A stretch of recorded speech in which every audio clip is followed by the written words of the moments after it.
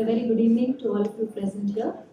I would like to extend a very warm welcome to you all for this lecture by Sri Narendra Jadhvaniji.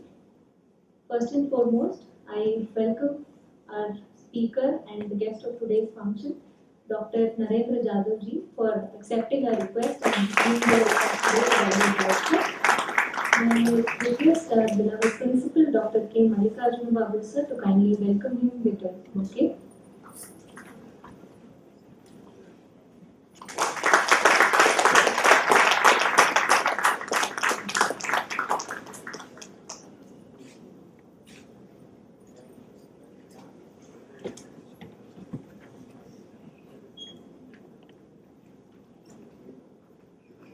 I also extend a very warm welcome to Dr. Mahadeva, another dignitary for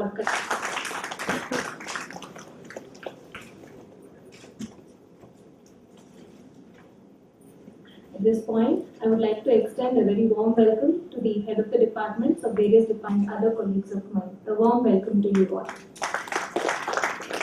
Juncture to be introducing the distinguished personality, the speaker of today's function. May I now request you, sir, to kindly permit me to do the honors. Thank you, sir. Dr. Narendra Jadhav, economist, educationist, administrator, author, and thought leader. He is a PhD in economics from the Indiana University, USA in the year 1986 with a record grade point average of 3.93 out of 4.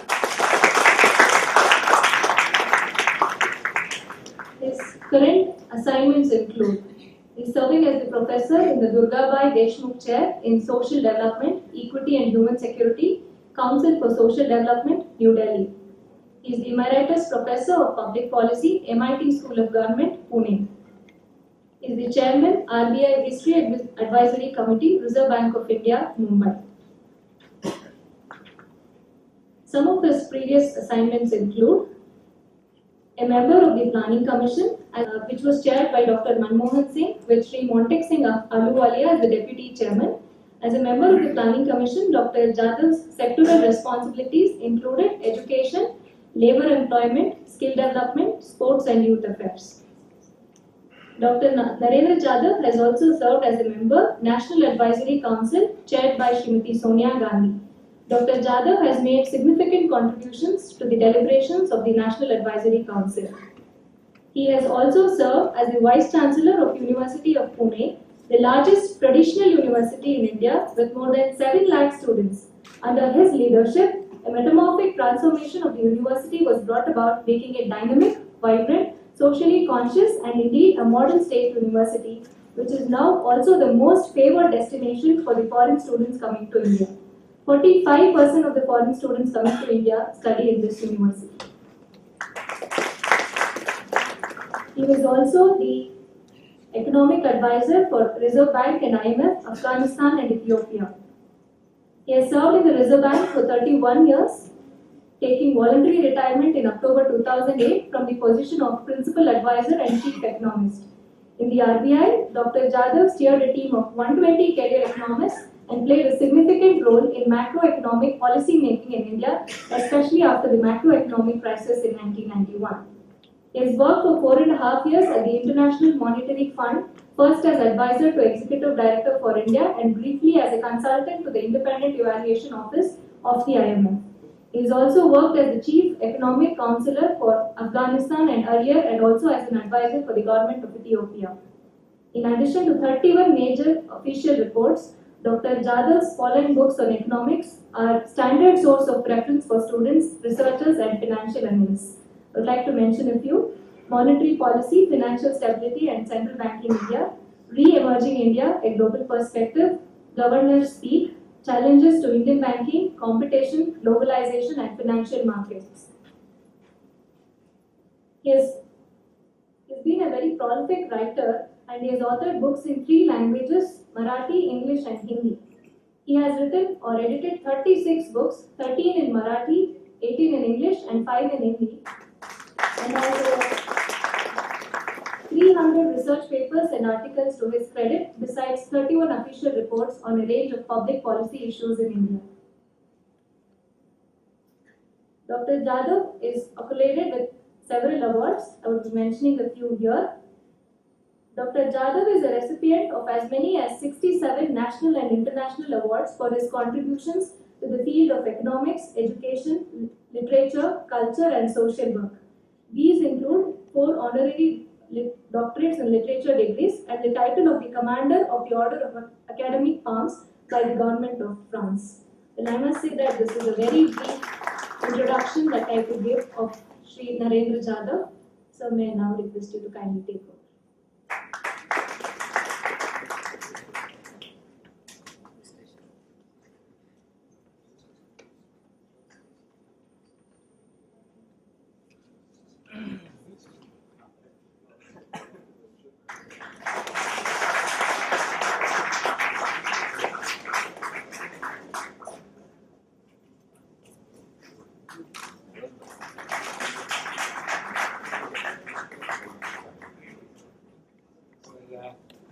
This is our culture. Yes, Mysore data as a opinion.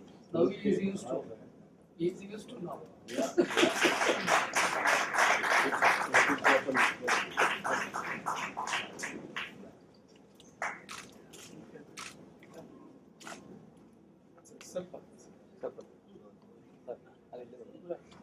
A book.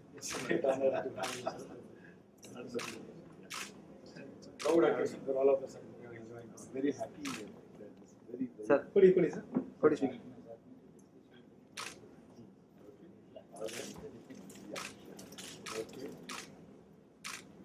Sir, I got it. Up kariye.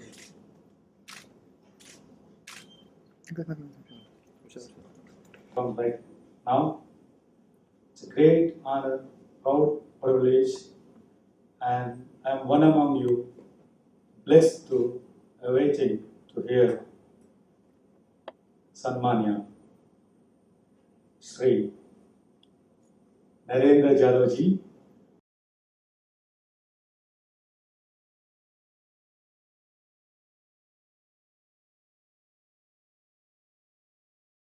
Very fast pace. Couple of days ago, just 2 days ago, our colleague and Bhimsha entered my chamber and with a request that so and so is coming, we would like to arrange a talk on 24th. So then I said, okay, I have to take as a customary, I have to take, because MP sir is coming onto the campus, I need to take chairman's permission. This is what I said to him. Then he said, sir, okay, but otherwise chairman permission will, we are pretty sure that will happen. We have started proceeding with the activity. And what is the activity? 24th is the scheduled visit of sir onto our campus as per his plan of activities, tour program. Now we said 24th, 23rd, 24th is BMS space shift is running, and then at this hour, 4 o'clock, it's find tiring students, tiring faculty. That's not bad. We would like to hear him and have that memory, cherish that forever. With that intention, I asked Bhimsha, then, so can we plan it little early? So we have only one connect where we could do this is my earlier institution, so where I came to BMSE, Dr. AMBEDKAR Institute of Technology, where the same slot is now allotted to them. Then I asked them, with some confidence I ticked that slot, I asked that can we swap this? So I could not do it with any others because of close proximity with what I had with the Ambedkar Institute of Technology, AIT, I suggested that. Then Bhimsha said that he will verify with that. So, but anyway, we'll go ahead, we'll see. In principle, we agreed to do it. When it happens, I don't know. Then we said, and to my surprise, in a couple of hours, we get a confirmation this has happened. All because one more, our guest of honor on the stage, Sri Madhev sir, who was kind enough to consent, let it go to BMS first, and then we will take it in the reverse slot, 24th. So, sir, I sincerely thank and hearty welcome to Sri Narendra Jadhvaniji and Sri Madhev sir to the program today. We have nothing to say about this program. I am also one among you, very much excited to hear Narendra Jadhvaniji on this day. So I also thank my colleague Bhimsha, who was really, with a short span of time, we could really push this activity. Thank you very much for that, sir. And I sincerely thank my colleague and my friend on the stage, Dr. Shekhar sir, and off the stage, several of you, and all the dignitaries coming from various reputed, renowned organizations for this particular program. Without further ado, I now take my proud privilege on behalf of all of you to welcome Narendra Jadhvaniji to address the gathering. Thank you, sir. Vice Principal, my friend Professor Bhimsha Arya, and my brother Dr. Mahadeva, and the distinguished presence here of Shri Venkatram, my friend Shri Vadiraj, other distinguished invitees, faculty members and friends. It's indeed a great pleasure as well as an honor to be here at this institution. This institution, I was told yesterday when Dr. Arya came to see me, that is the first private sector engineering college in our country, and also the most sought after engineering college in the state of Karnataka, and among the very best that we have in our country. So I've heard so many good things about this institution and about all of you, and therefore I consider it as a great privilege to be here to have a dialogue with you on a subject which is very close to my heart. As you may be aware, I have started from today in Karnataka Dr. Ambedkar Vichar Yatra. This Ambedkar Vichar Yatra is going to go over several states in the next few months. I started in my own state in Maharashtra, and now today, this morning, I began my Vichar Yatra in Karnataka, and in the next 6 days, I'm going to deliver about 11 lectures in Bangalore and Mysuru and several places in this trip, and in the second trip I will cover the rest of Karnataka as well. And then next month I'm going to go to UP, Madhya Pradesh, Gujarat, and several other states. What is the purpose behind this Ambedkar Vichar Yatra? Basic purpose behind Ambedkar Vichar Yatra is to take Dr. Ambedkar to the younger generation. What has happened is, regrettably, whenever the name of Dr. Ambedkar comes up, what is the first image that comes to our mind? The first image that comes to our mind is that Dr. Ambedkar was a leader of untouchables, a leader of Dalits, a savior of untouchables, a savior of emancipator of Dalits, that he was. The second image that comes to our mind, generally, sometimes little reluctantly, is the image as the principal architect of the Indian Constitution. But it stops at that. It doesn't go beyond that, which is very unfortunate, because Dr. Ambedkar is one of the finest leaders that we have ever got. In fact, Dr. Ambedkar was a national leader. He appeared in the public scene in the 1920s, and from 1920s to 1947, he dominated the public discourse in social, economic, and cultural issues and political issues. And after India became independent in 1947, he dedicated his life to building a modern India. And he dedicated his life towards developing and building a society, a new nation, as the principal architect of the Indian Constitution and as a thinker and as a public intellectual. He contributed immensely in building the foundation of modern India. I happen to believe that it was Dr. Ambedkar who was truly the person who awakened the social conscience of modern India. Regrettably, he is not recognized as a national leader. He is far away from the textbooks. In the textbooks, you will find Mahatma Gandhi, you will find Jawaharlal Nehru, their songs, their skits, and everything you will find. But you will rarely, if ever, find Dr. Ambedkar's mention there. It's very unfortunate. And even when the mention is made, he is always made out to be a leader of a sect, leader of a caste. He is cornered into a particular set of people, which is very unfortunate, because Dr. Ambedkar was a national leader in the league of Mahatma Gandhi, in the league of Jawaharlal Nehru, and several other distinguished leaders.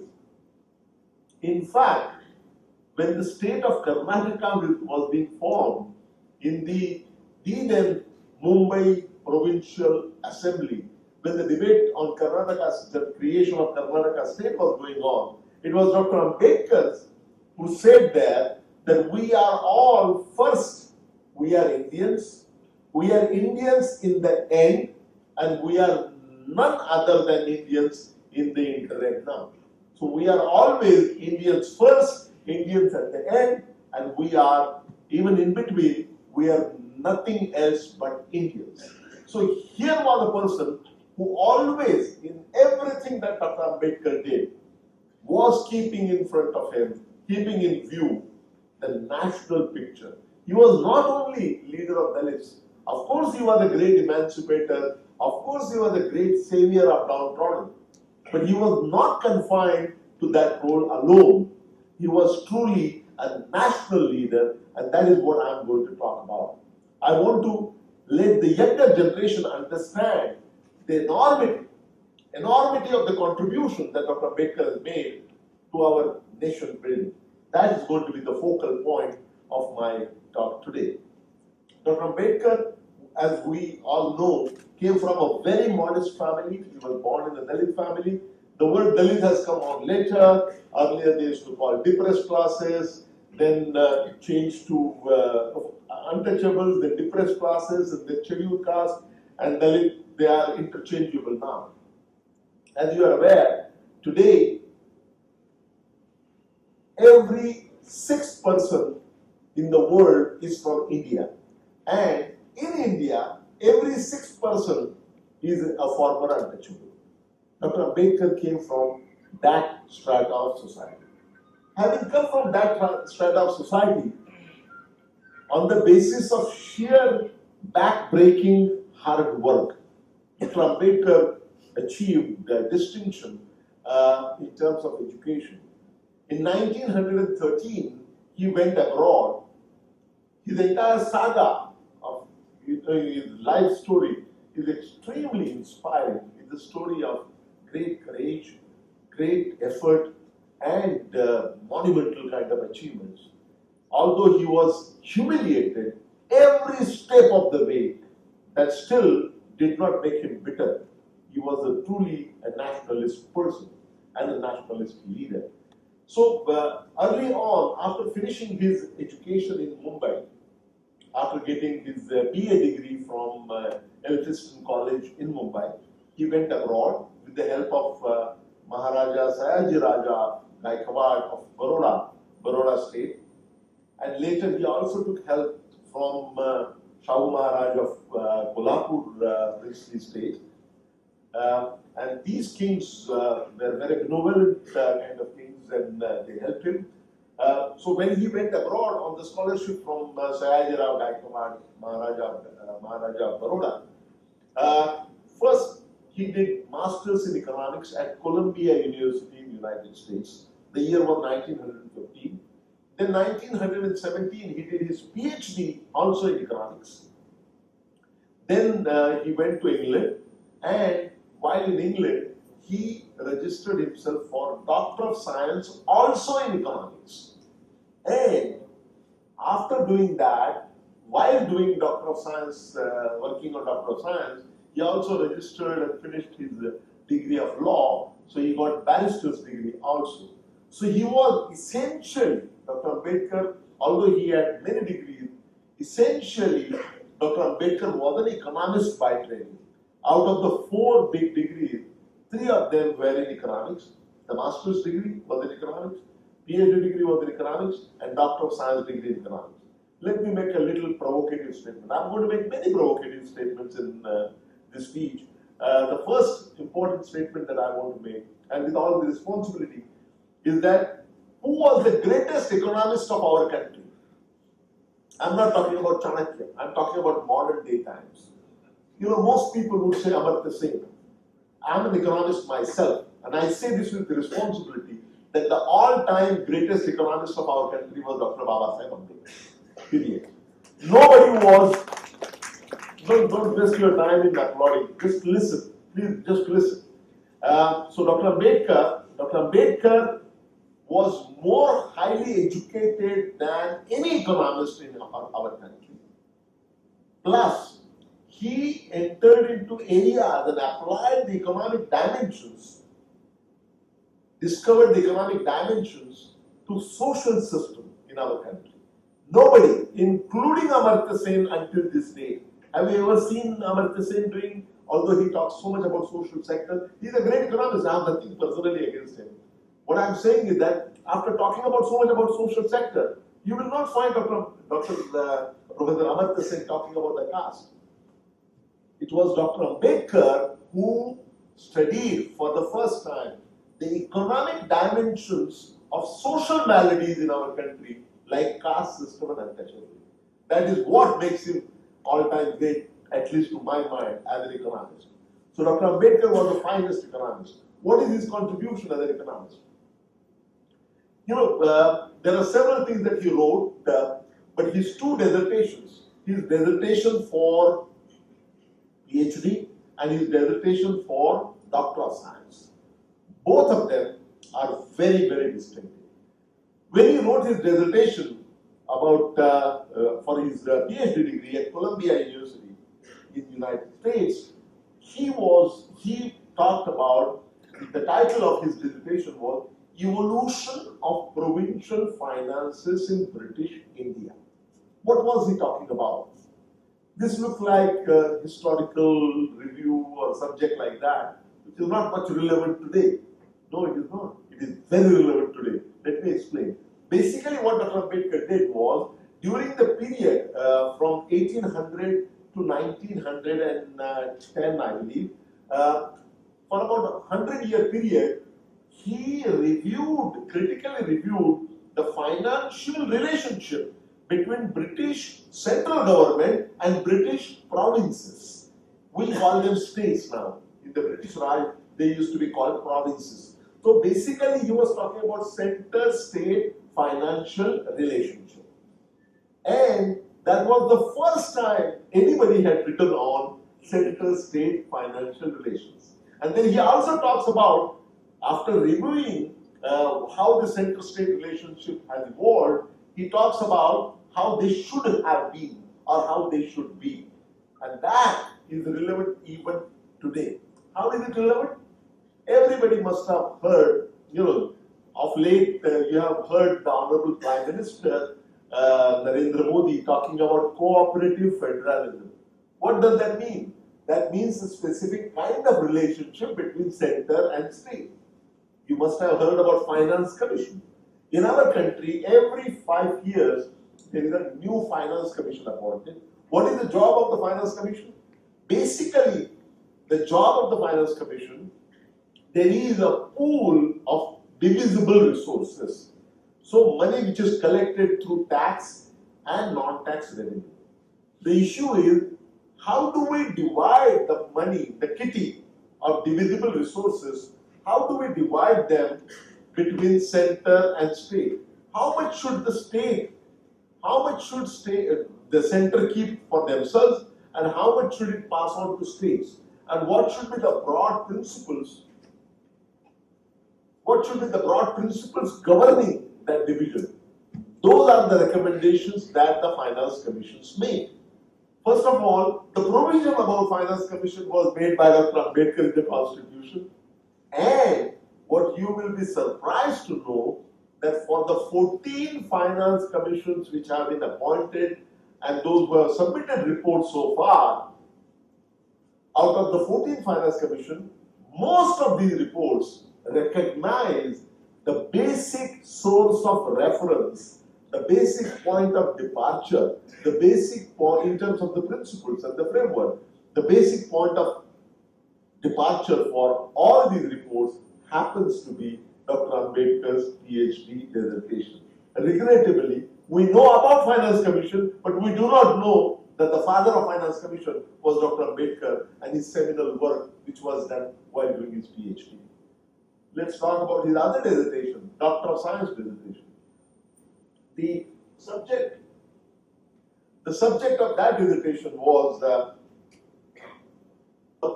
problem of rupee, its origin and its solution. Problem of rupee, its origin and its solution. Now that problem continues even today. In fact, that is one of the finest books on monetary economics. Just as his earlier book, PhD dissertation, was one of the finest books in the discipline of public finance in economics, this was one of the finest books on monetary economics. And what he does there is that, essentially, to make it very simple, he, following the tradition maybe at that time, he reviews how the Indian rupee has evolved over more than 100-year period. How has it evolved as a medium of exchange? And then he deals with a question, an issue which was very highly debated at that time. The issue was, what is the ideal currency system for a country like India?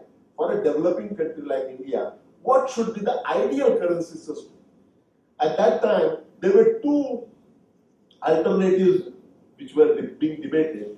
One was gold standard and the second was gold exchange standard. At the cost of overly simplifying it, let me, for benefit of everybody, let me summarize the difference between the two.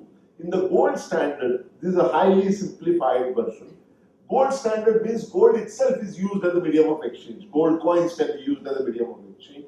Whereas in the gold exchange standard, paper currency can be used as a medium of exchange, and that would be backed up by a certain amount of gold kept with the central bank of the country.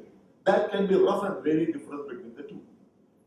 Anybody here or anywhere in India, one who has studied economics would have heard one name, John Maynard Keynes. Keynes was the most influential economist of that generation. In fact, in a way, he was the father of the modern day macroeconomics. Even today, his theories are taught in the colleges and universities. Keynes happened to come to India in 1909, and he studied the Indian currency system and wrote a book. And there he recommended that for a developing country like India, the ideal currency system would be the gold exchange standard. And how did he define that? Again, making things very simple. He said that for a developing country like India, gold exchange standard would be more desirable because it offers flexibility.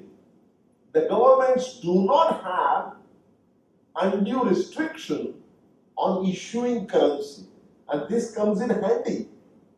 This flexibility comes in handy for a developing country like India. So he recommended gold exchange standard.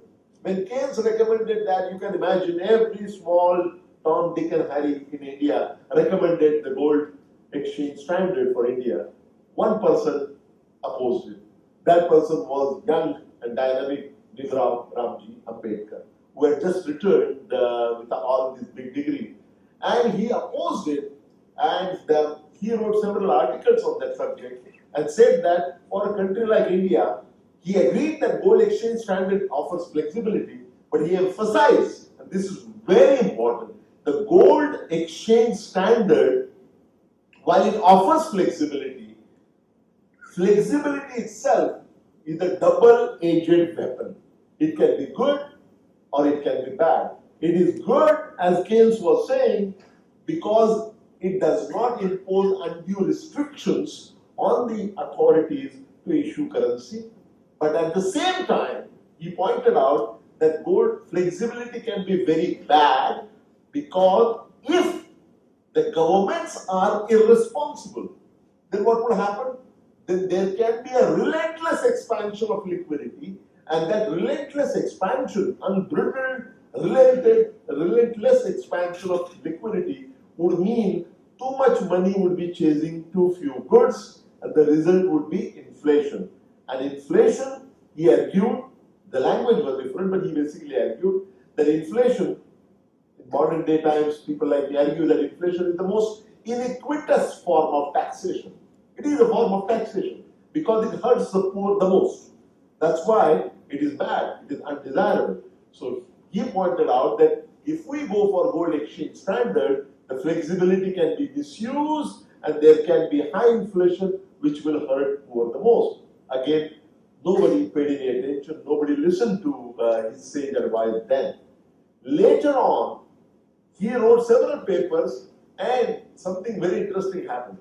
You know, if I ask a question, do you know that Dr. Ambedkar had some role to play in the establishment of the Reserve Bank of India?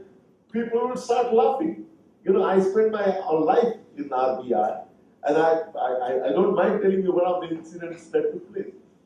You know, when I was in RBI, for 20 years, I used to be the speech writer for all governors. You know, from Manmohan Singh as a governor to Dr. Y.B. Reddy. So for 20-25 years, I wrote speeches of many governors, but that was educating experience for me. Not it's writing speeches for governors is not like writing speeches for the ministers, you know, where they simply read it out. Here, you know, governors are very capable people, and I learned a lot by writing speeches for them. So I have written a speech for, I can name the people, Dr. Rangarajan. I wrote the speech for one of the speeches. Rangarajan used to give too many speeches, and I wrote maximum number of speeches for Dr. Rangarajan. So he was the governor of Andhra, Karnataka. Andhra, okay. So he was the deputy governor. I wrote a speech, and when I was leaving, you know, we used to discuss the draft, and I was a bacha, middle level guy, and I used to feel very proud that I can walk into governor's room and deputy governor's room and debate with them on final points, and that used to give me a lot of kick. So on one of the discussions, when I was leaving the subject that we were talking about, so I made a passing remark. You know, Dr. Ambedkar said this way back in 1927. So he looked at me. He was sitting, and I had gotten up and I was about to leave. He was sitting. He looked at me and said, "Why would Ambedkar say that?" I said, "Why not?" He said, Rangarajan asked me, what did Ambedkar know about economics? The finest, one of the finest economists of our country is asking me, what did Ambedkar know about economics? That was the moment I decided that I have to write a book on Dr. Ambedkar's economics, and I did. But the point here is that in 1926, there was a big commission that was sent by the British government to India. It was called Hinton Young Commission.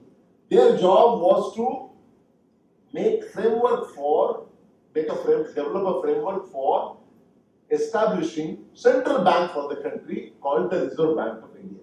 And they came here, they met many experts, and Dr. Ambedkar was one of them. He gave a testimony and statement before the commission, and many years later, 8 years thereafter, in 1935, 1st April 1935, the Reserve Bank of India actually came into being. Now, Dr. Ambedkar, his testimony was one of the many testimonies, but it played a very important role. One of the warning that he had given is very interesting. He said, again, the language was different. Paribhasha also changes, over a period of time. That has happened to engineering, maybe, I do not know, but I can tell you, the economics, the Paribhasha had changed over a period of time. But in the modern day language, if I want to explain, he was saying that it is a good idea to establish a Reserve Bank of India, but we must put, I'm putting it in the modern day language of economics, not at that day's economics language. So he said that, Dr. Ambedkar said that there should be some limit on the extent of credit that would be extended by the Reserve Bank of India to the central government. So there should be some limit on that. And if there is no limit, then there would be unlimited expansion of credit, and that would create too much liquidity, leading to inflation. Again, nobody listened to that. This was in 1927. 1993, 1994, you see all our annual, I'm still saying our left RBI, but all the annual reports of the Reserve Bank of India, and you will find that throughout that period, they have been consistently saying that we have to stop this, what is in the modern language called automatic monetization of deficit. In other words, what happens is RBI extends the credit to the government of India, and if that credit is too much, that credit is used for financing the deficit of the central government. In other words, fiscal deficit of the government is monetized, and that has implication for inflation. So that was warned against by Dr. Babasaheb Ambedkar, but nobody paid any attention to that. In 1996, you can find the record, there was an agreement signed between the Reserve Bank of India governor and the finance secretary at that time. And the agreement said that the debt that RBI owes, government owes, central government owes to the government, to the Reserve Bank of India, should be phased out over a period of time, and there should be a ceiling imposed on that. This is exactly what Dr. Ambedkar had argued in 1927. We accepted it in 1996, but even after accepting it, we did not recognize that this was something that Dr. Ambedkar had said. As the destiny would have it, the same Dr. Rangarajan who asked the question, what did Dr. Ambedkar know of economics? Later, he became the chairman of the 12th Finance Commission, and he wrote a report where he was forced to acknowledge and use the report that was prepared by Dr. Ambedkar for his PhD dissertation. Kalaya Tasmaya Namaha is the obvious thing that comes to one's mind. So that was his contribution as an economist. Dr. Ambedkar returned to India with all his big degrees in 1924. Having returned to India, immediately he got into public life. In public life, for first 10 years, his strategy was to remain within the fold of Hindu religion and try to reform, try to change that. while remaining within the Hinduism as a religion. Two major movements that he undertook. One was Satyagraha in Mahad. In Mahad, he launched the first time a big mass movement where Dalits from all over gathered to exercise their right to access water from a public reservoir. There was a law made that all reservoirs are open, but that was de jure, de facto. While the animals were allowed to take water, the human beings, the untouchables, were not. So they wanted to protest against it. So Dr. Ambedkar laid his first movement. After coming back in 1924, he established an organization which was called Bahishkrut Hitakarini Sabha. Bahishkrut Hitakarini Sabha. The motto of which was educate, organize, and agitate. And that remained pretty much his motto all throughout his life. So, on behalf of that, he organized this movement in Mahad. That movement was very important. First time people from all over had come together to exercise their human rights. Then in 1930, he had another big movement, and that was temple entry movement. That was in Nashik. The place was Kalaram Temple in Nashik. There he did the temple entry satyagraha. And all these were basically trying to reform the Hindu religion while staying within the fold of Hindu religion. Then by 1935, he was pretty much frustrated in his efforts to reform the religion from within.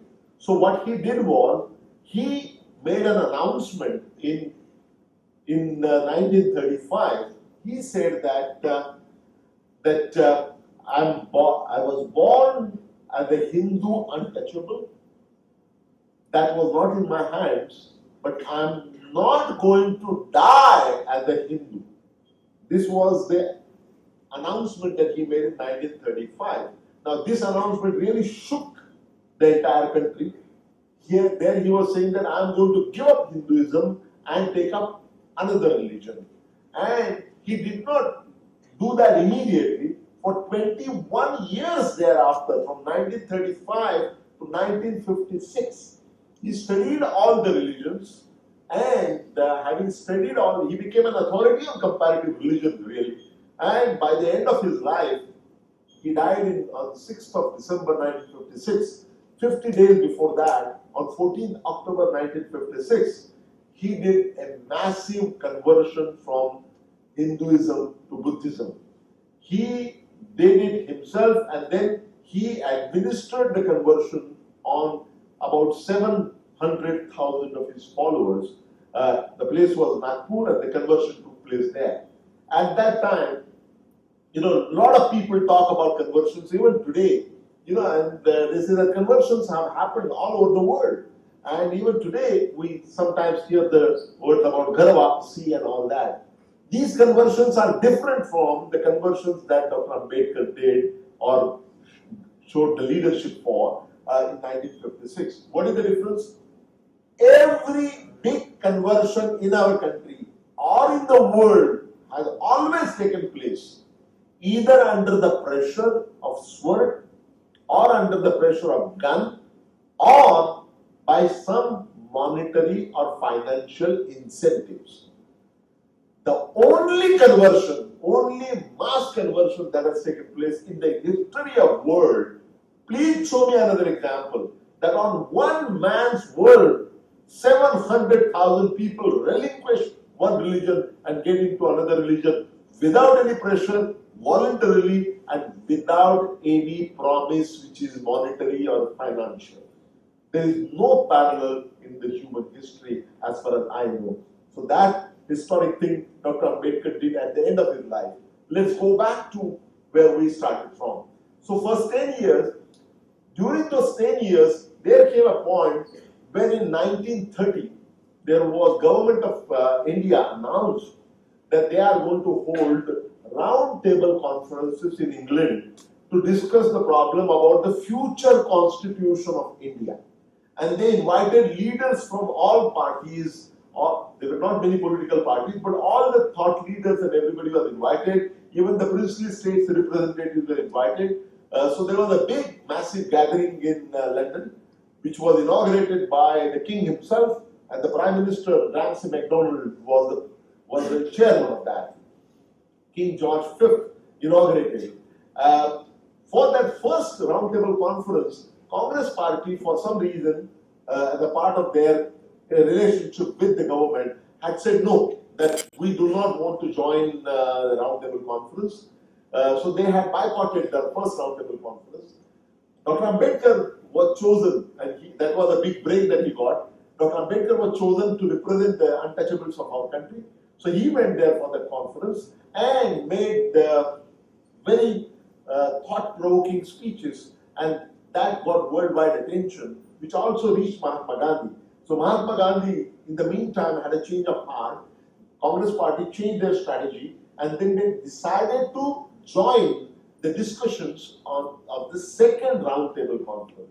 At that time, this is very, very interesting. You know, the relationship between great people. Mahatma Gandhi wrote a personal letter, small letter to Ambedkar, saying that I want to meet you. So you tell me whether I should come to you or you will come to me. Now, Mahatma Gandhi was 22 years older than Dr. Ambedkar. So naturally, Dr. Ambedkar said, no, Bapuji, you don't have to come to me. I will come to you. So the place and time was decided. It was 30th September 1930. And the place was in Mumbai, Mani Bhavan, on Laburnum Road, in south part of Mumbai, near August Kranti Maidan, the month of Fire. So there they were going to meet. So Ambedkar went there. Congress party had withdrawn their boycott of the roundtable conference, and Mahatma Gandhi himself was going to go to attend the roundtable conference, and Dr. Ambedkar was also going to go for the second roundtable conference. That meeting was phenomenal, very stormy. When Dr. Ambedkar reached there with some of his colleagues, he was made to wait for half an hour. And Mahatma Ji was also a great politician, we all know. What he was doing was, he was explaining to a German reporter how to run the spinning wheel, the charkha, how to run that. He was explaining the intricacies of that. And Dr. Ambedkar was sitting outside and getting very agitated. So before Ambedkar could burst, Ambedkar was a hot-head, young blood and all that.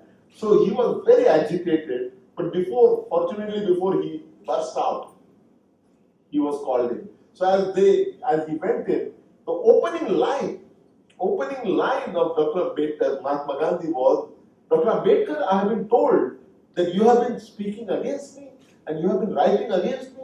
I want you to know that I have been working for untouchables from the time when you were not even born. To which Ambedkar's response was, all the old people always take refuge under their age when they have nothing else to say. And Bapuji was taken aback because he had not expected this kind of thing. He was already a national leader, and here was a young guy. So he changed his style, and he said, you know, Jawahar, I told Jawahar only last week that we are going to spend 20 lakh rupees on fighting against untouchability. So Ambedkar told Mahatma Gandhi, Bapuji, all your money is not going to go west. Why do you do that? It's not required. You have to do two simple things. Anybody who wants to become member of Congress party, they used to call it Charana member. Anybody who wants to become member of Congress party should be told there should be two conditions. Condition number one, that every prospective member of Congress party would observe no untouchability in his personal life. And second, every leader of Congress party must keep at least one untouchable boy or girl for working in their house. He said nobody is required. If you want to bring about change, these are the things which are required. Of course, they did not agree on anything, and Ambedkar left in disgust. Can you imagine what he said to Mahatma Gandhi while leaving? Nobody else had guts to talk that way to Mahatma Gandhi. So he told Mahatma Gandhi that Mahatma, like you, are like fleeting phantoms.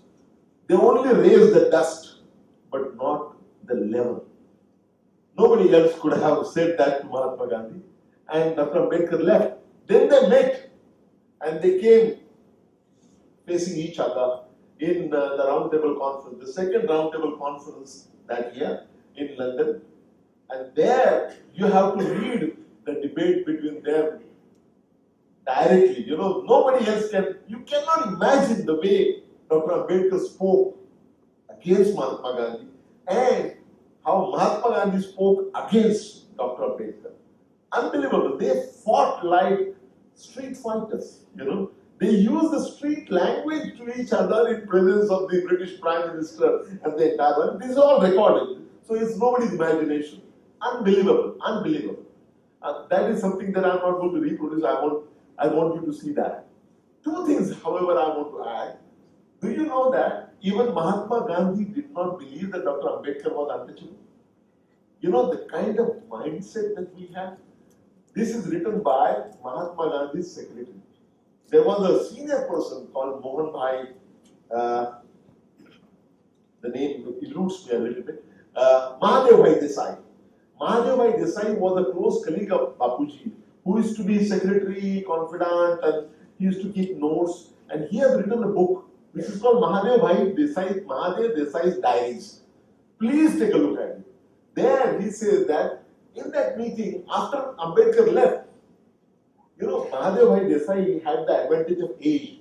He was one of the very few people who could actually tell Mahatma that Bapuji, you were wrong. Nobody else could dare. Everybody was, obsequious or before him. But because of the long association, Mahadev Bhai Desai could. So Mahadev Bhai Desai told him that Bapuji, you did not handle Dr. Ambedkar properly. He said, why? Why do you say that? He said, these people from depressed classes, the leaders from depressed classes, you should be a little tactful in handling them. So Mahatma Gandhi said, and this is what Mahadev Bhai Desai has written. What?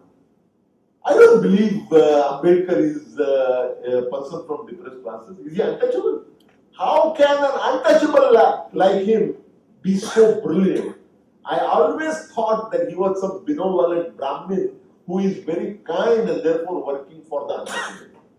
This is Mahatma Gandhi as reported by Mahadev Bhai Desai. That shows how the caste-based mindset is so deeply ingrained and rooted in our mindset. If Mahatma Ji could not come out of it, what about you and me? This is what the major problem is, but that aside. Now this may give you an impression as if Ambedkar and Gandhi were fighting with each other and they were always perpetually at each other's throats. Not really. Not really. Who made Dr. Ambedkar the first law minister of our country? It was Mahatma Gandhi. Who made Dr. Ambedkar the chairman of the drafting committee for writing the Constitution of India? It was Mahatma Gandhi. There are two stories around it. When Pandit Jawaharlal Nehru, by the way, Mahatma Gandhi was probably one of the first remote control in our country. No decision could be made until it was approved by him, until 1948. So what happened was, when the cabinet was to be formed, Jawaharlal Nehru made a list of people in the cabinet, and he goes with the list to Bapuji. This is not historically confirmed, but a lot of people have written about it, so I assume that this is true. He goes to Mahatma Gandhi, Jawaharlal Nehru, Pandit Jawaharlal Nehru as the Prime Minister, and said, this is my cabinet list. The first question that was asked to him by Bapuji was, is Dr. Ambedkar there? And Jawaharlal Nehru was dumbfounded. The person with whom Mahatma Gandhi has been fighting day in and day out, and every day something or the other is coming up in the paper.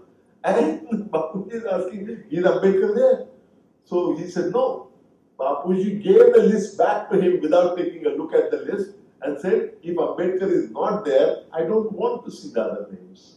So Chupchap, Jakar, Jawaharlal Nehru goes out and scribbles the name of Dr. Babasaheb Ambedkar. That is how Babasaheb Ambedkar became the minister, the first law minister. Even for writing the constitution, Pandit Jawaharlal Nehru had some European expert in mind. His name is also known. So he had decided to give outsource it to this expert. And when he went to Bapuji said, "हमारे देश में आपको कोई दिखाई नहीं दे रहा है जो हमारा संविधान लिख पाएगा?" डॉक्टर अंबेडकर जी के बारे में आपका क्या ख्याल है? So willingly, Pandit Jawaharlal Nehru was forced to give that job to Dr. Babasaheb Ambedkar. Why did Mahatma Gandhi do that? If they were fighting with each other so much, please understand that both of these great human beings knew one thing, that irrespective of how much ego they had about themselves, both of them knew that nation was bigger than either one of them. And it is with that great spirit of national interest that Gandhiji supported Dr. Ambedkar. So, and Ambedkar supported Gandhiji in many of the things that he was doing. So, the moral of the story is that a lot of people take this extreme position. Those who are Gandhians, they abuse Dr. Ambedkar. Those who are followers of Ambedkar, they accuse Mahatma Gandhi. But going beyond these extreme positions, there is a lot of common ground. So you cannot look at this in terms of black and white. You have to look at these things. Issue at that time was whether there should be separate electorates for Dalits. Gandhiji was saying that no separate electorates for Dalits. Ambedkar was saying separate electorates for Dalits. This was the issue. After a lot of exchange, acrimonious exchange in the British Parliament, what happened was they decided finally that final decision should be left to the British government. And the British government, Bapuji was completely convinced that the decision will go in his favor because he was a national leader and he had such a great following and all that. So Bapuji was completely complacent and confident that things will go in his favor. Both of them came back, Mahatma Gandhi and Dr. Ambedkar. They came back. In fact, when Gandhiji arrived here, Ambedkar's followers showed him black flags. When Bapuji returned, Ambedkar's followers showed him black flags and so on. So it was going on. Several months, I think 4 months after that, when the verdict was given, which is called communal award, British government sided the Ambedkar and they supported Ambedkar in terms of that independent electorates for Dalits. Whereas the judgment given was exactly opposite what Gandhiji wanted. What was Gandhiji's reaction? Please understand, everybody had given in writing that whatever British government decided will accept. But when it went against Mahatma Gandhi, he said, he rose against it, he said, I will not accept this. He was, at that time, Bapuji was in the jail. He was in BHIMRAO jail in Pune. And he went on hunger strike, fast until death. And then the whole country was in turmoil. And Gandhiji insisted that Ambedkar should withdraw his own demand to have separate electorates for Dalits, which was kind of not consistent with his being Mahatma. But then he said, under no cost, I am going to let the Hindus be divided, and I will not allow that. So there was a lot of pressure on Dr. Ambedkar from all quarters. Finally, Dr. Ambedkar caved in under a lot of pressure because he was called traitor and he was called names, all kinds of things happened. Then finally there were hectic negotiations and finally a detailed pact was worked out between Mahatma Gandhi and Babasaheb Ambedkar, which is called a Pune Pact, Pune Karar of 1932. And that, according to that pact, there were no separate electorates for Dalits, but there would be joint electorates with reservation of some seats for Dalits. That was the final solution that was found out, which is still haunting Dalits in our country, but that's a separate issue. So there is a long history. The another point came in their interaction in 1936. In 1936, one organization, social organization in Lahore called Jat-Pat Todak Mandal, they had organized, Jat-Pat Todak Mandal had organized a conference, and Dr. Ambedkar wrote a speech and sent it to them. When the speech reached there and they read, the organizers read that, they almost fainted because it was a hard-hitting, fundamental, thoroughgoing kind of speech where Dr. Ambedkar had argued, among other things, that the caste system is by putting explosive to the Dharma Shastra. Because the caste system has sanctity in Dharma Shastra, until you remove Dharma Shastra, there is no way you can remove the caste. That was basically the theory that he propounded, which was of course not acceptable to Jat Path Mental. There were good people doing a little bit of tinkering here, tinkering there, but they did not want anything as fundamental and thoroughgoing as this. So they said, Ambedkar, your speech is wonderful, but you drop this paragraph, you delete that line, you omit that word. Dr. Ambedkar said, no chance, I will not change a single word. I don't care if you cancel the conference. The conference was cancelled, and that speech, as a democratic person, Dr. Ambedkar reproduced that speech and all the correspondence that took place prior to that, and that book was published, which is one of the finest books that he has written, and the book is called Annihilation of Caste. Recently, that book has been reprinted with a big foreword by Arundhati Roy, and I don't like that foreword because it's very critical of Mahatma Gandhi, unfairly, but that book is one of the most influential books. Please do read it. Only 3 months back it was republished with a big introduction by foreword by Arundhati Roy. Please do take a look at it. So this book came out, and the first person who opposed that book was Mahatma Gandhi. And the division of labor, and nothing wrong with division of labor. This is the time-honored principle of economics, division of labor. To which Dr. Ambedkar's reply is brilliant and very, very sharp reply he gave. He said that what we have in our system is not indeed the division of labor. Superimposed on division of labor is the division of laborers. So whether you become in India, whether you become scholar or whether you become a scavenger would depend not on your merit, not on your abilities, not on your talent, not on your acquired abilities. It would depend on the accident of birth, the caste into which you are born. This is not a division of labor alone. There is nothing wrong in division of labor, but what we have in India is superimposed on the division of labor is division of laborers, which is very unnatural, and it has not happened in any other country in the world. To which, of course, Mahatma Gandhi had no reply. So that was 1930s. 1942, the next point came, important point came in 1942. 1942, when Bapuji made the announced Quit India movement, Chale Ja. At that time, British government responded by inducting some Indians into the British cabinet governing India. So some Indians were made ministers in the British cabinet of India. And one of them was Dr. Ambedkar. Dr. Ambedkar was taken in the cabinet, and the dates are also very interesting. 9th July, Mahatma Gandhi gave the slogan of announced the Quit India movement. And 20th July, Ambedkar was appointed as a minister in the British cabinet in India. And whether it was right or wrong is everybody's judgment. But just look at what Ambedkar achieved. That gave an opportunity for Dr. Ambedkar to demonstrate what a great economic administrator he was. What was the charge given to him?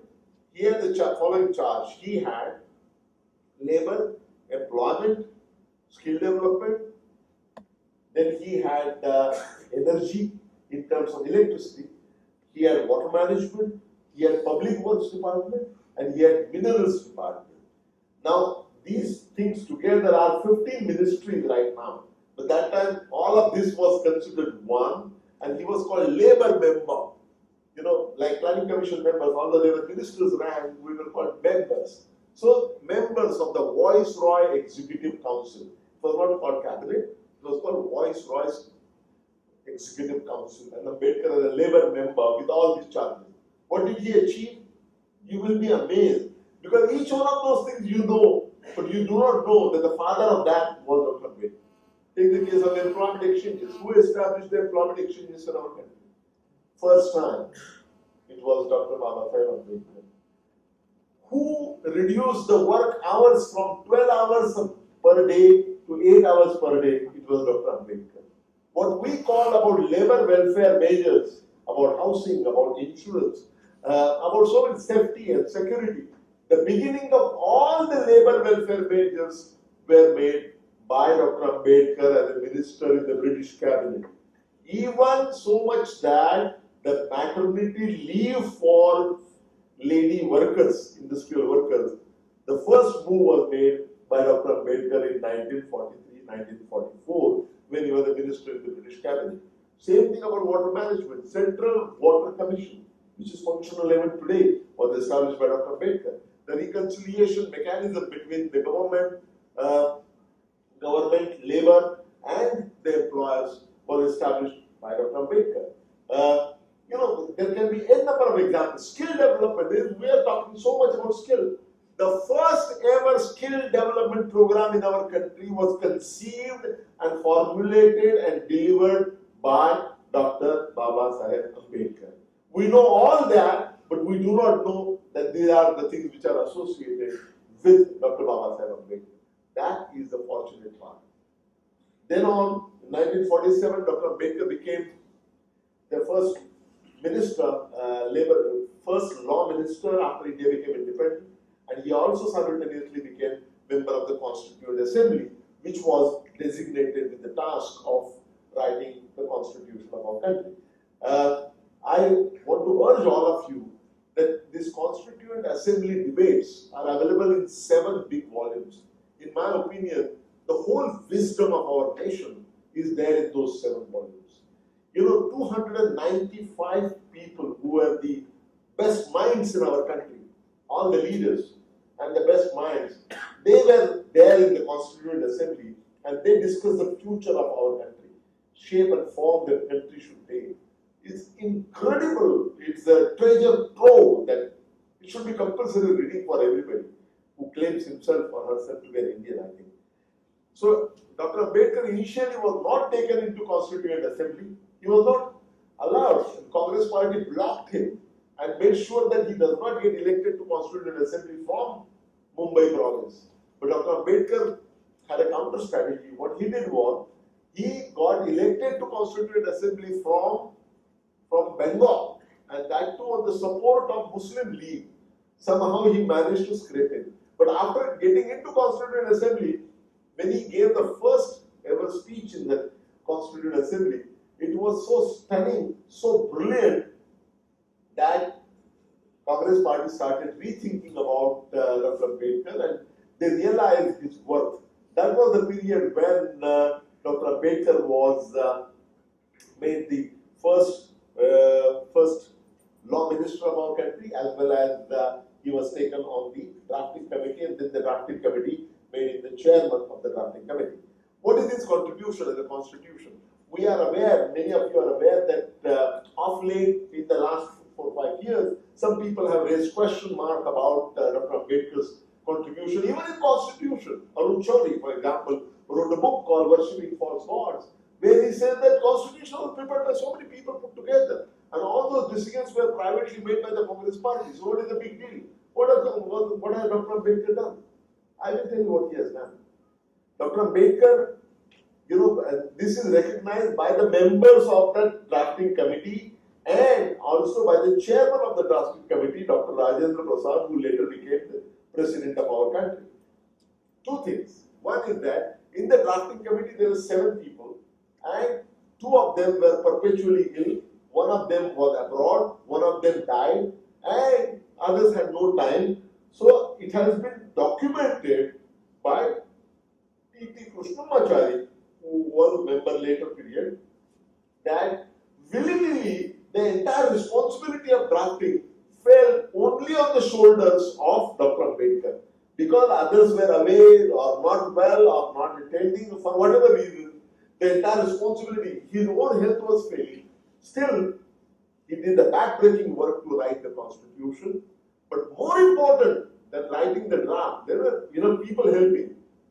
The most important thing that he did was piloting the Constitution. Do you know that each one of the clauses of our Constitution has been decided by consensus, not by majority, each one of them. So piloting every clause would mean that you put across that clause before these 295 brilliant minds, And here's the positive side, negative side is build consensus among all of them. Because none of them was going to be decided by majority, by consensus. And that piloting was done single-handedly by Dr. Ambedkar. And that is a contribution that nobody, worst enemy of Dr. Ambedkar cannot deny. In fact, Dr. Rajendra Prasad, who was the chairman of the Constituent Assembly, has written glorious, he has called contribution of Dr. Ambedkar as nothing less than glorious one. And he was the one, he said that last 3.5 years sitting in that chair, I was watching Dr. Ambedkar perform, and I felt so proud that we have chosen Dr. Ambedkar for this job. Nobody else could have done the job that Ambedkar single-handedly did in spite of his failing health. This is what Dr. Rajendra Prasad, who was the chairman of the Constituent Assembly, has said and written, which is documented. So I don't care about what Arun Chaudhary has to say many years later, which has I don't know why he has written that or said that, but I don't want to go into that. This is something what the people mattered, and people who were there present and cheering, they are those who are saying that. What is his contribution as the first law minister of our country?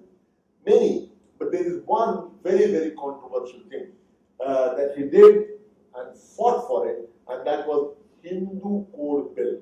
Don't go by the word Hindu Code Bill. Hindu Code Bill was really a major social reform to be brought by law. It had provisions like allowing intercaste marriages. It had provisions like women getting property share in their father's property like their brothers would. So man and woman, a boy and girl getting the same share, same entitlement to the property in the parental property, or women getting share in the property of their husband, deceased husband. Those were the provisions which we are now taking for granted. Can you imagine when Dr. Ambedkar was pushing for the Hindu Code Bill, everybody opposed it. Everybody. The orthodoxy of the Congress party and the orthodoxy in the opposition, they ganged up together and opposed it tooth and nail. Dr. Pandit Jawaharlal Nehru was truly a universalist and a democrat by conviction, by intellectual conviction. He said that this is the most important social reform that we are going to have, and I don't care if the Congress government comes down, but I shall defend that until the last moment. He said that in the beginning, but the pressure started mounting on him from within the Congress party and from outside the Congress party, from opposition. Strangely, the orthodoxy of both Congress and opposition got together to oppose that. To lead that, can you imagine who was leading that? The president himself, Rajendra Prasad. Dr. Rajendra Prasad wrote a stinging letter to the Prime Minister saying that if Hindu Code Bill happens, that would break down, that would be the last straw on the camel's back, and it would break down our great culture. And it would be devastating adverse impact would be there. And therefore, he would oppose that. And there was some legal issue that he had raised about the relationship between the president and the prime minister. It went to that extreme. So, Prime Minister Jawaharlal Nehru buckled in, and he called Dr. Ambedkar and said, you know, Dr. Ambedkar, we cannot get everything through. In any case, our term is coming to an end. So what we will do is that 50% will get it approved, and remaining 50% will leave it to the parliament, which comes into power when the first general election takes place in 1951. So Dr. Ambedkar referred to a Sanskrit shloka, and he has documented that Sarvanasha Samutpanne Adhyam Tejati Pandita. When everything is going to be lost, you know, wise people are content with half of it, 50%. So he said half 50% or 50%. So, 3 weeks after that, Jawaharlal Nehru invites Ambedkar again and says that, I'm sorry, but I cannot get even this 50% through. So I'm sorry, but we have to back up. Ambedkar was so angry and so agitated that on the spot he resigned from his cabinet post. The day was 27 September 1951. So he resigned on that day, but he was told to be there in the parliament for X number of days to finish the work which was on the agenda under his name. So he was there. He was not even allowed to speak in the parliament on the last day. Can you imagine that? Because he had not taken permission. So he resigned and he stormed out of the parliament and then issued a statement. Main reason for his resignation was non-approval of Hindu Code Bill for after 3.5 years of struggle.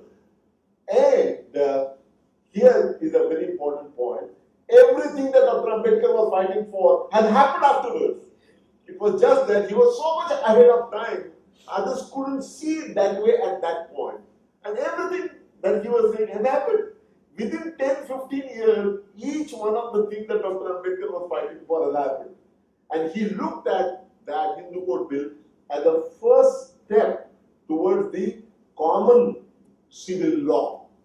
This was supposed to be the first major step, but that was not to happen. He resigned, stepped out of the parliament, and curiously, it was universally recognized that Hindu Code Bill was the strongest effort towards gender equality. We talk about gender equality now so much, but I am yet to see any gender equality fighting organization of women giving any credit to Dr. Ambedkar. Dr. Ambedkar was the only person who resigned from his post of a cabinet minister for gender equality. Do we give him the credit for that? We don't. None of these institutions do. We are happily content by placing him in the socket as a leader of untouchables, as a savior of Dalits. Now you tell me each one of these things that he has done. Was it confined only to Dalits? It was meant for the whole nation. That is what Dr. Ambedkar was. And one final point, and I'm going to stop. I have taken more time than I thought I would. Two very important points. One point is what I said in the beginning. Dr. Ambedkar was the first economist who tried to give the economic dimensions of the social maladies like caste system. And he explained there was a time when there was a resurgence. Old traditions were being brought back in the name of and giving some scientific kind of justification. There was actually an argument made, absolutely illogical, but sounding very scientific, that why should you take a dip in the Ganges? Because Ganges, the water of Ganges has some bacteria that kill all the bad germs in our body.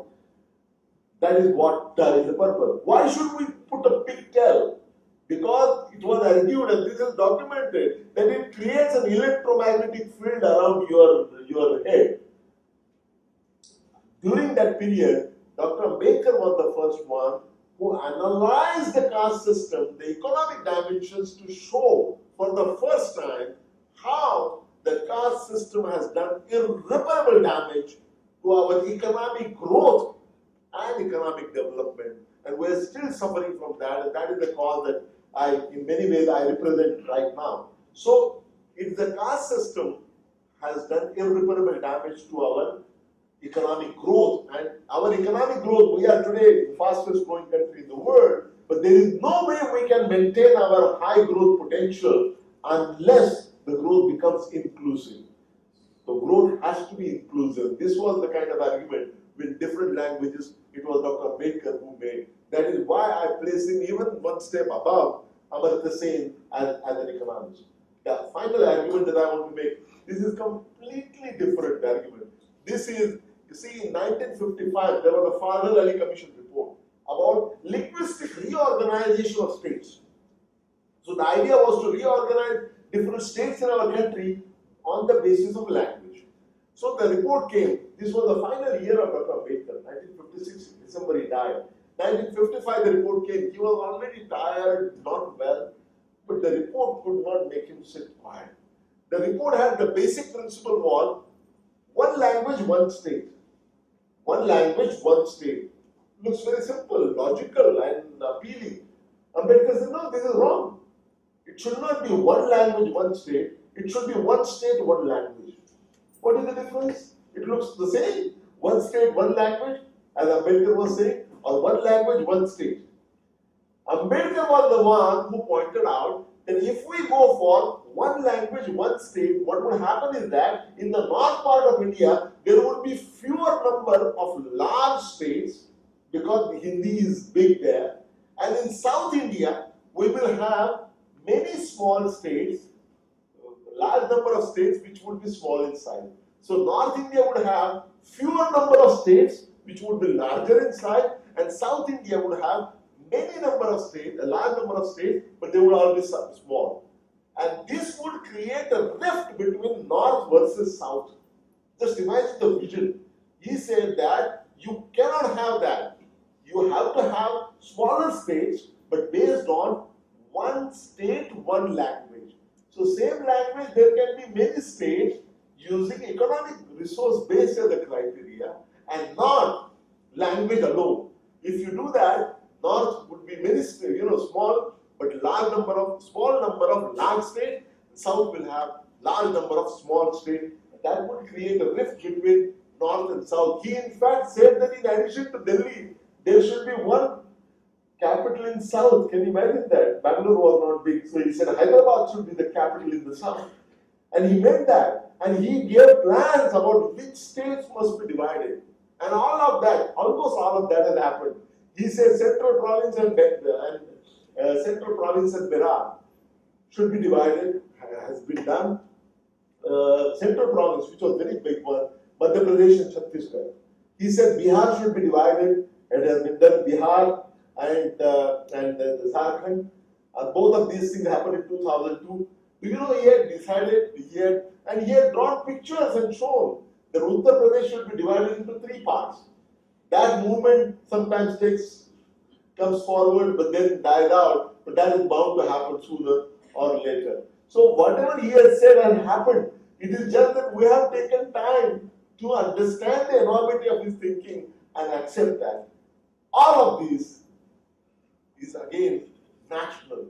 It is not confined to any strata of society. It was not confined to the rich. It was not confined to the downtrodden. It was for the entire nation. That was what he was. And looking at all this, I wanted to capture Dr. Ambedkar's this multidimensional personality in few words, and I couldn't find a good reference. Finally, I found one in my 21st book on Dr. Ambedkar. I have used that quote. This comes from William Shakespeare. In his play, William Shakespeare's play, called Julius Caesar. In that play, Antonio is telling the Octavio, describing Julius Caesar, and the words, those I think are most befitting words, the words are, the elements so mixed in him, that nature may stand up and say, here was a man. Those are the words of Shakespeare with which I want to end. That is something which fitness of things applies to Dr. Ambedkar as a human being. And if you, from this brief, I have not done justice to the enormity of the personality and contribution of Dr. Babasaheb Ambedkar, I have only shown you a trailer of what things are, of what they should have been. If anybody gets inspired to look a little more closely at Dr. Ambedkar and the enormity of his national contribution, I think my purpose in conducting this Ambedkar Vichar Yatra would be fructified. I am grateful to everybody here, especially Dr. K.M. Babu, the principal, and Dr. G.N. Sekhar, and Professor Arya for having given me this opportunity to come here and speak to all of you. It has been a real pleasure. I have taken more time, much more time than what I thought I would. I would urge you that I'm sure you have lots of questions. You may or may not be able to ask all the questions, but I would suggest that please you can stay in touch with me. I am now very active on social media. I'm on both Twitter as well as on Facebook.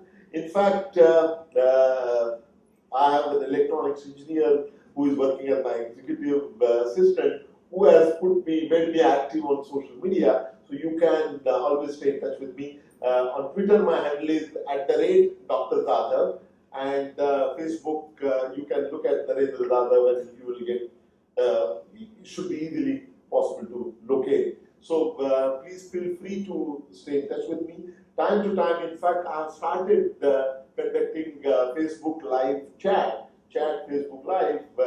3 of them have taken place, and I'm going to continue. 15 days back, I had a chat on GST, the Goods and Services Tax. All you want to know about GST, I've tried to answer, and it has been getting good response. So feel free to stay in touch with me.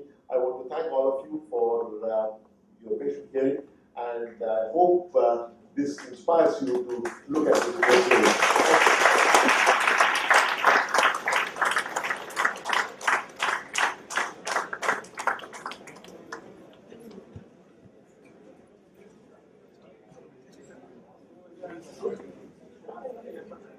Let's be everything and give one answer.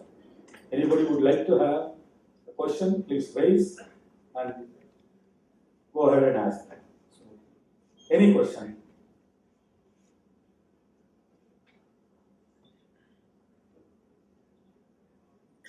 Quickly. Please free and ask. Yeah, sir, here. And students also get ready. Sir, you start so there is starting problem. Celebrated our 70th year of Independence Day. What I felt is India is still a developing country and not a developed country.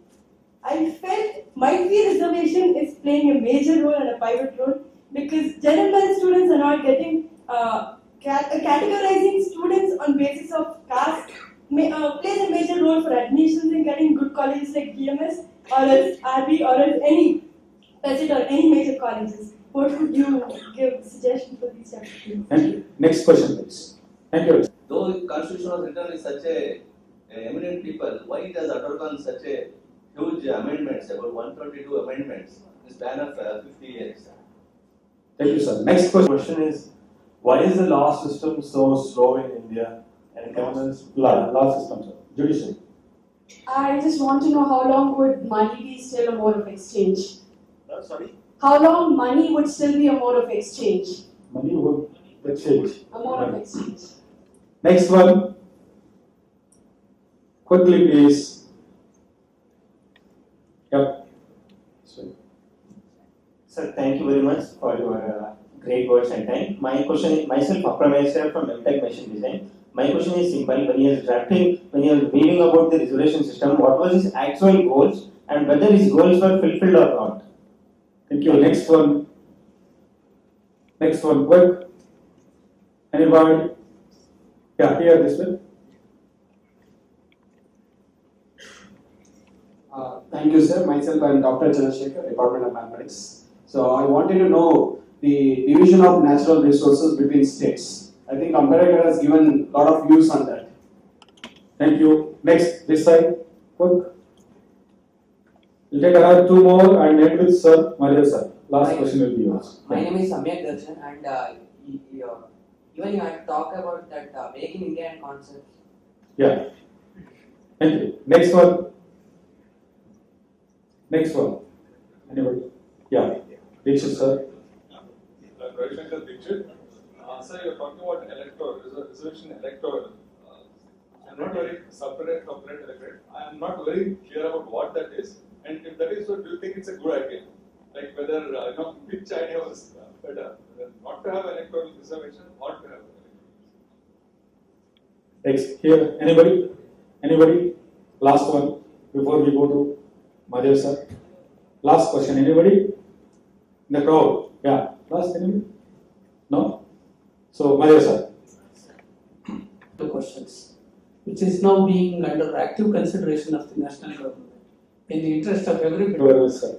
And I would say that I am actually over past 10, 11 years, we have been observing Bharat Ratna Baba Sahib's Ambedkar's birthday celebrations at this premises. This is the only engineering college I would probably say that, of course, Ambedkar, right? Right? So we do this every year.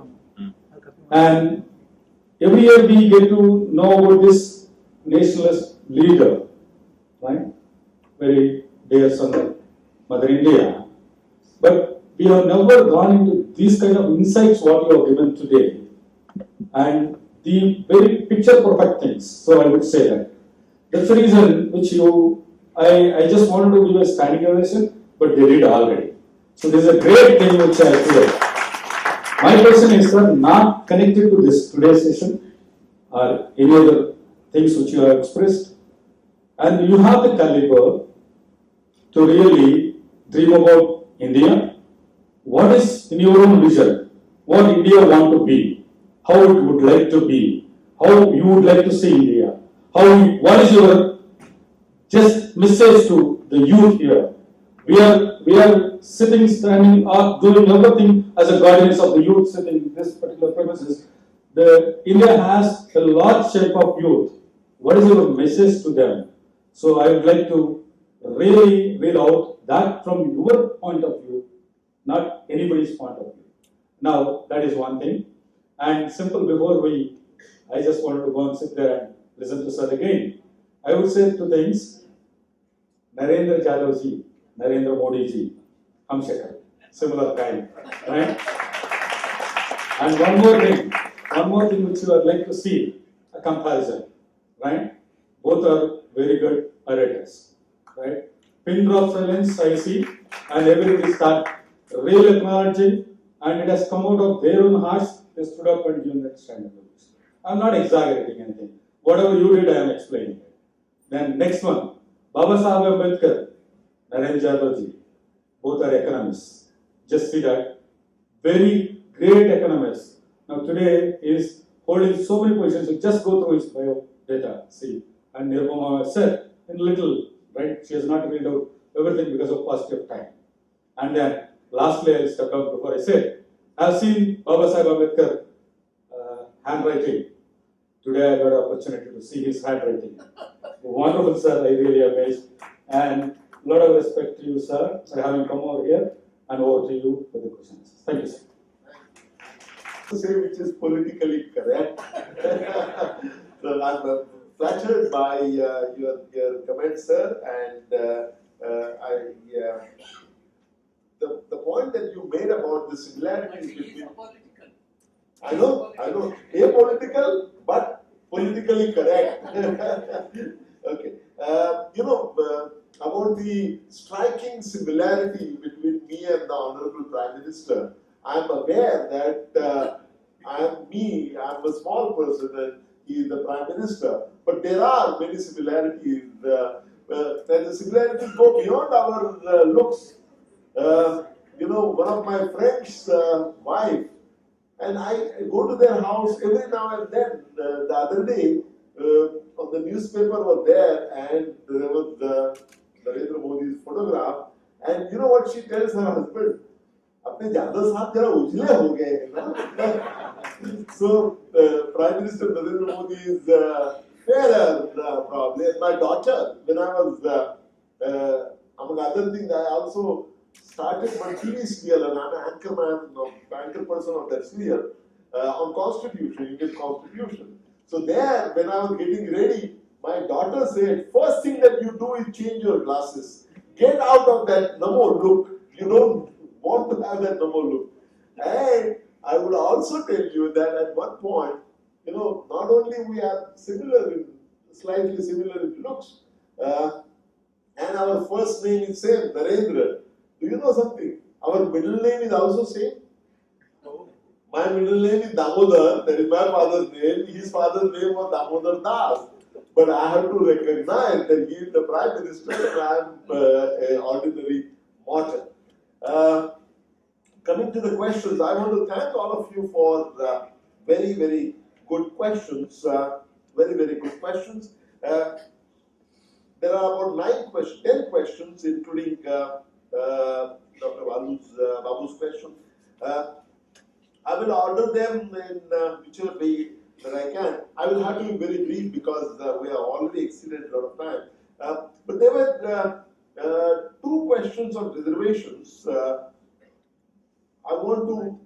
They are the most contentious ones, so I want to take them first and answer those in a little more elaborately than other questions. Every question I may or may not be able to take. Prerna asked this question about 70 years, and reservations and categorizing people. And then there was a question, what were the goals of Dr. Ambedkar when he talked about reservation?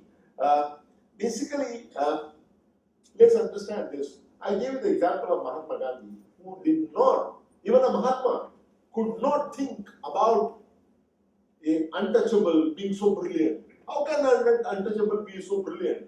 He has to be a benevolent Brahmin. Why? Even Mahatmas can't think independent of ability and caste. What has happened is, the caste system in our country has penetrated, and it is, at one time there was a caste system was in a very blunt form, where the untouchables had to wear a clay pot around their neck to prevent their spit from polluting the ground. There was a time when they had to tie a broom around their neck, around their waist, so that while walking they will be cleaning the street, because even their shadow was a sacrilege. So those things are gone. But it would be foolhardy to believe that caste system is gone. It has changed the form. It has now become more sophisticated. And I believe that it resides now in the mindset of people. It always did, but now more so. And in this form, it is even more pernicious than in the blunt form in which it existed. So those who say that we don't believe in caste, you have to just take a look at the matrimonials column of any popular newspaper, and you will find an unashamed array of caste and subcaste and sub-subcaste displayed there. So this has become part of our mindset now. When Indians meet each other abroad, in America I have seen, I stayed 9 years. When we ask questions, "Aap kahan ke hai, kahan ke rehne wale?" all those questions are meaning to ask only one question: what is your caste? Because the moment you know the caste, you know where to place that person. That is our problem. Can we not see any human being as an Indian, as a human being?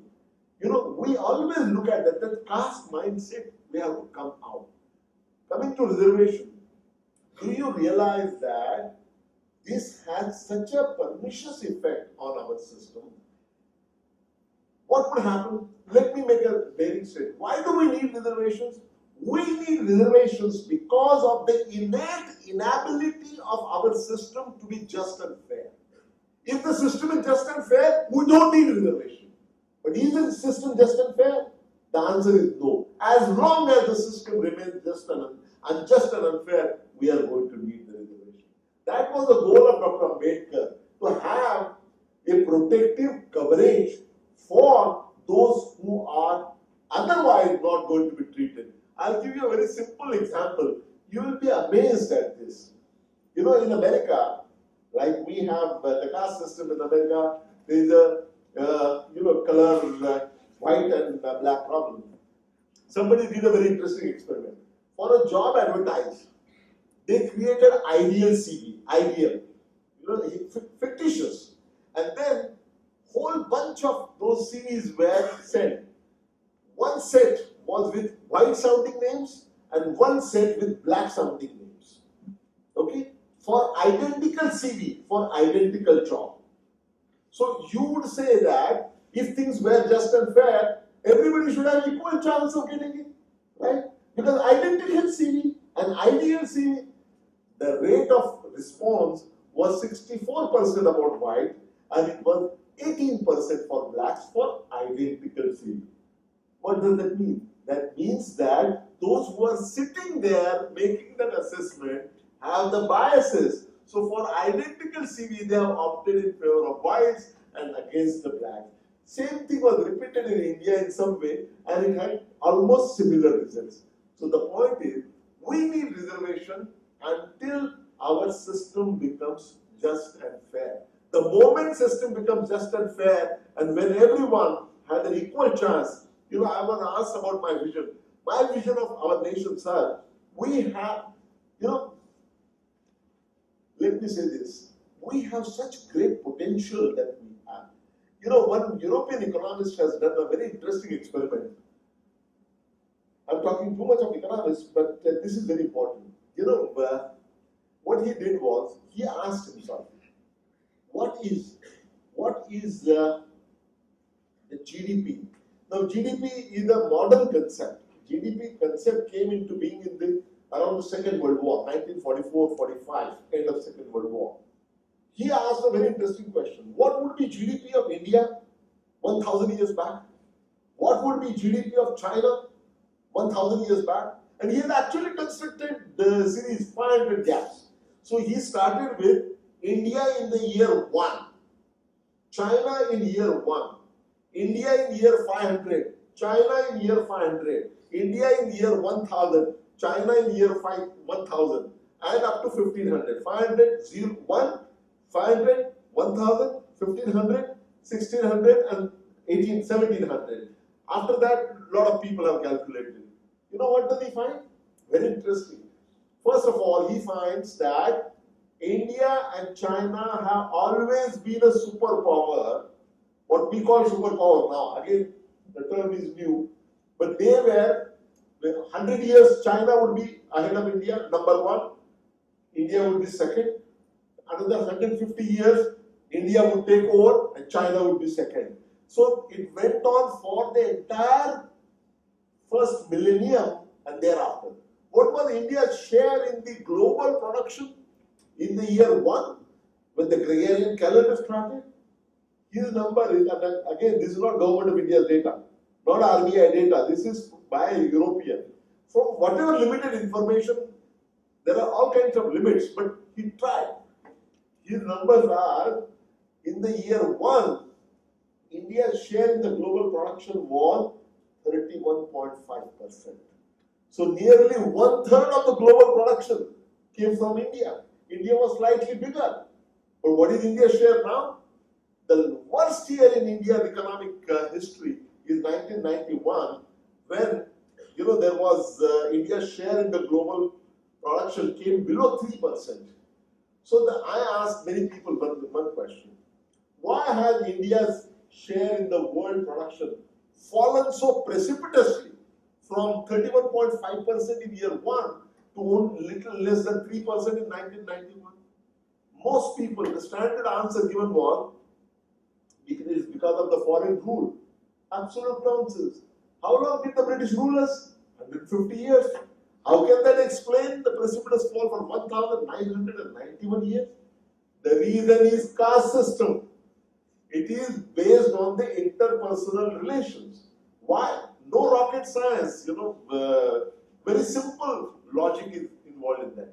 In any society, where only 3.5% people have access to education, and these are the people who can carve out a life for themselves, and all others are destined to do what their caste ordains and are destined to do the menial task for the rest of the society.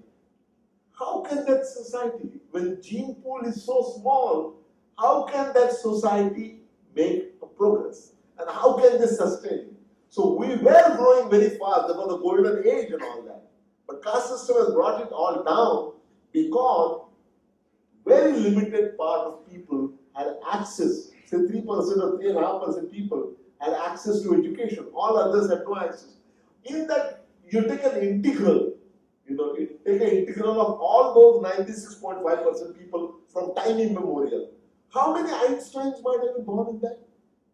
How many great scholars and scientists would have been born in that? After all, caste, intelligence is randomly distributed. It is not distributed by caste. But all those people were made to do the menial task in their life.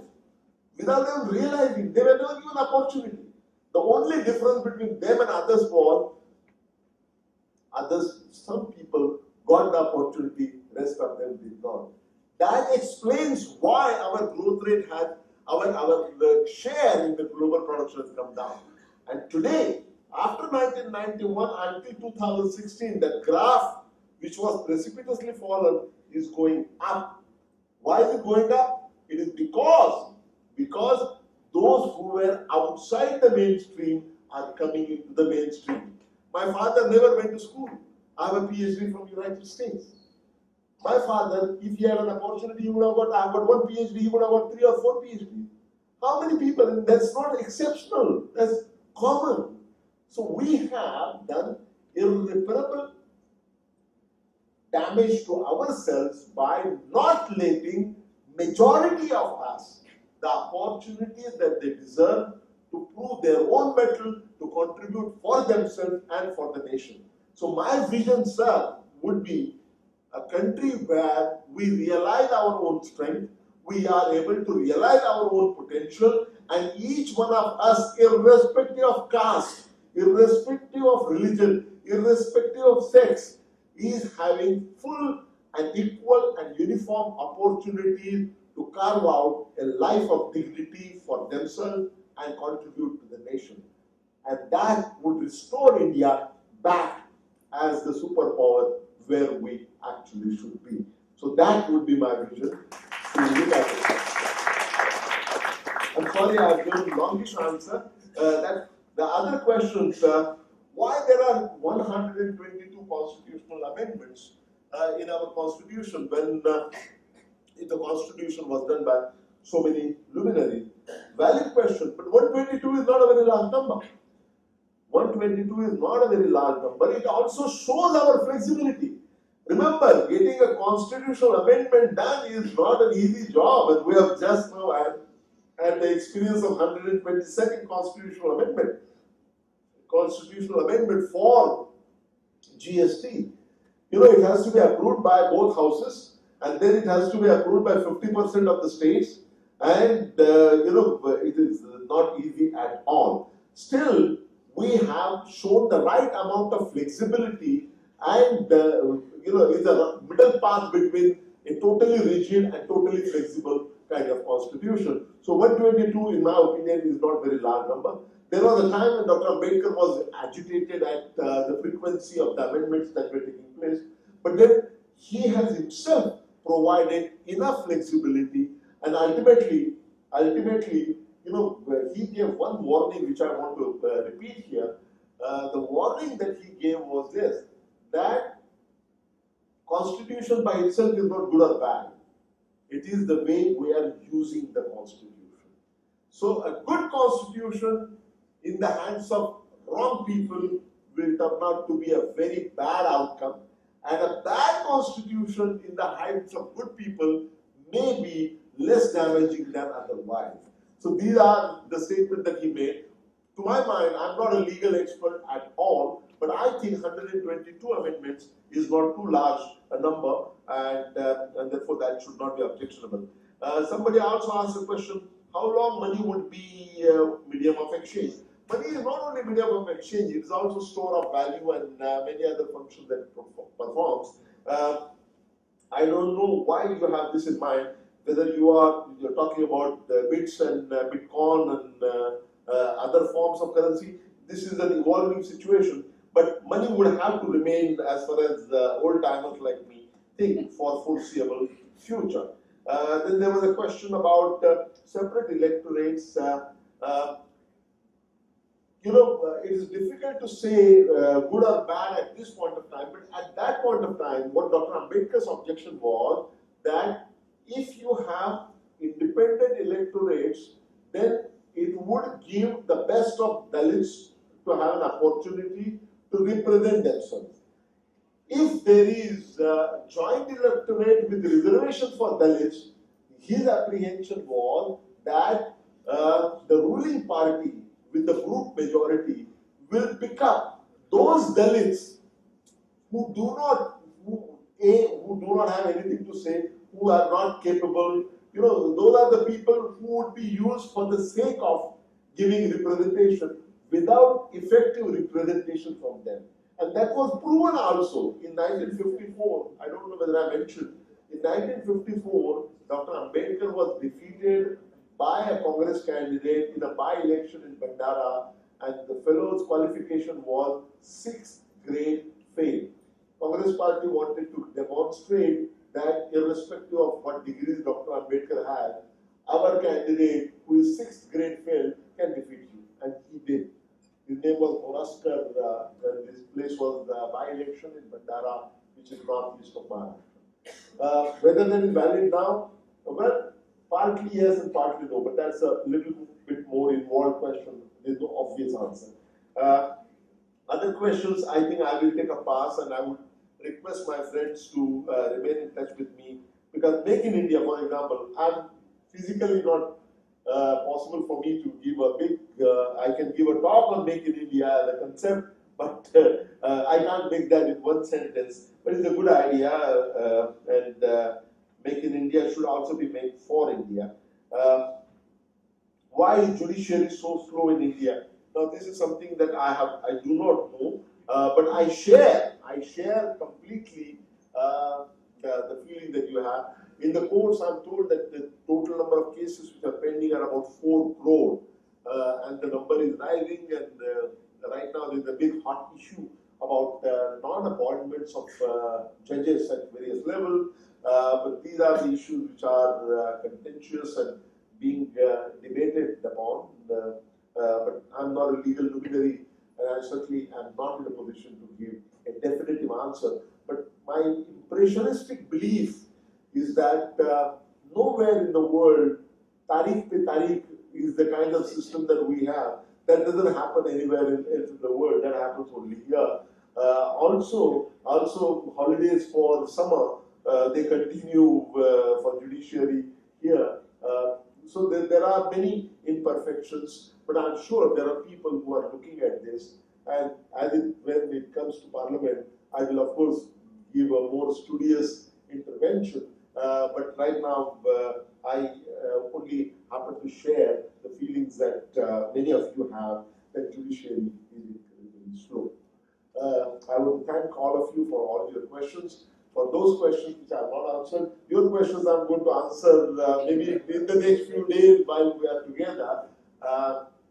By the way, it is Dr. Mahadev, my brother, who has been coordinating all my AMBEDKAR Vichar Yatra in Karnataka, and Dr. Mahesh is ably assisting and helping him.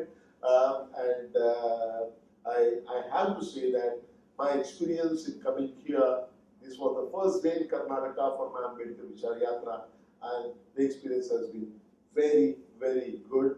I'm very happy at the response that you gave, the kind of questions that you asked, the reception that I received, and generally your inquisitiveness, your very well organized function, and very good interaction that followed is something that makes a very strong start for AMBEDKAR Vichar Yatra, for which I am grateful to all of you, particularly the Honorable Principal of this College. Thank you very much.